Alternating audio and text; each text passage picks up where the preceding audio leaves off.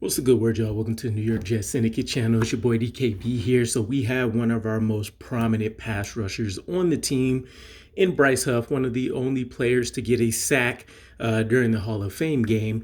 And he's unhappy with his usage in our first preseason action. So for those that don't know, I believe he got 25 reps. He was playing late into the fourth quarter of our loss to the Browns.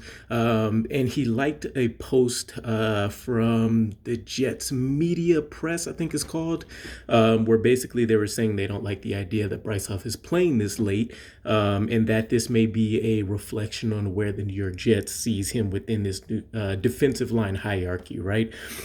So if we kind of break this down, Bryce Huff, and this is without a doubt, he is the most effective pass rusher, not only on this Jets team, but within the NFL as a whole. If you line him up for 20 pass rush opportunities, I'm pretty certain he's going to walk away with no less than at least 8 sacks off of that, right? I mean, the man is that effective. It's not just his get off, which is the fastest in the league, which he proved again after week 1. I think he had a 0.68 second get off. But he also has a good understanding of bend, balance, and a repertoire of pass moves to get through people, whether that's maybe an undervalued speed to power conversion, or of course just his litany of speed rush moves. But nonetheless, very, very effective. And so it does make you think what may be going on there. We did get some information from Robert Saleh. We didn't dress 32 players for the Cleveland Browns game, right? All of our starters were gone. Defensive line is one of our deepest units, but somebody still has to play. And for a time where we were only rolling out 4 guys, it ended up being Bryce Huff and Will McDonald that got those additional reps later on, just to help break up some of the guys that were staying out there for multiple series. So it does make sense when you want to think about who all we have on the roster as well, especially specifically since we're talking edge here. You're talking Jermaine Johnson. He's been getting most of the first team reps, so he sat. Carl Lawson sitting. Obviously, we have Bryce Huff. We have Will McDonald. We have... I know I got to be forgetting some serious names right now. Quentin, Solomon, Quentin, and Al are all on the inside.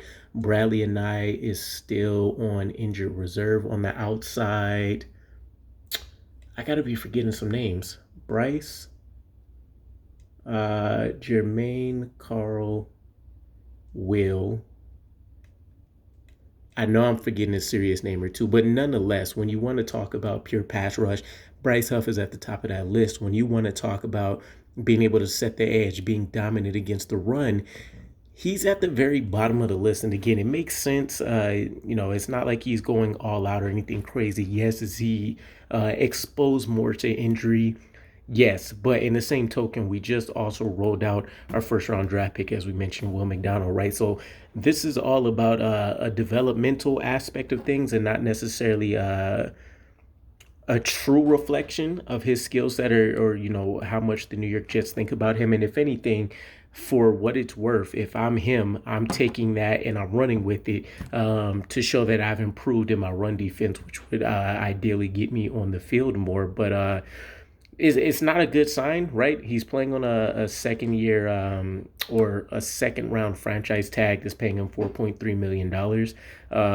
So it's not like he has a long-term commitment from the New York Jets. We're also not sure how we utilize a guy that's so one-dimensional on this defensive line in terms of getting him significant snaps, right? He averaged, I want to say, around 13.8 snaps last year, which you would obviously want to see that number get bumped up. Maybe he can just by virtue of Aaron Rodgers giving us more leads, but definitely not the best circumstances right out of the gate in the preseason, where you have one of your best skill set guys a little bit upset with what's going on. So maybe the communication needs to be a little bit better there. Maybe we'll see progress as we try to get a couple starters out there just to keep them warming up, but unlikely with joint practices coming up. So we'll see. Bryce Huff, I think from a lot of us, we probably hate to trade him, but to be honest, he's definitely on the trade block. I would say mentally, right? This hasn't been official in any capacity for the team, but I think a lot of us will or at least need to get ready for the possibility that we could let Bryce Huff go.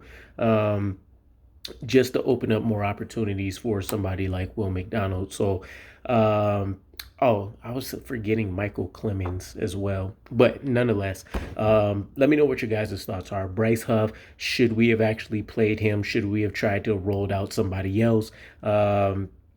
Let me know what you guys think about the situation, and I'll catch you again. Peace.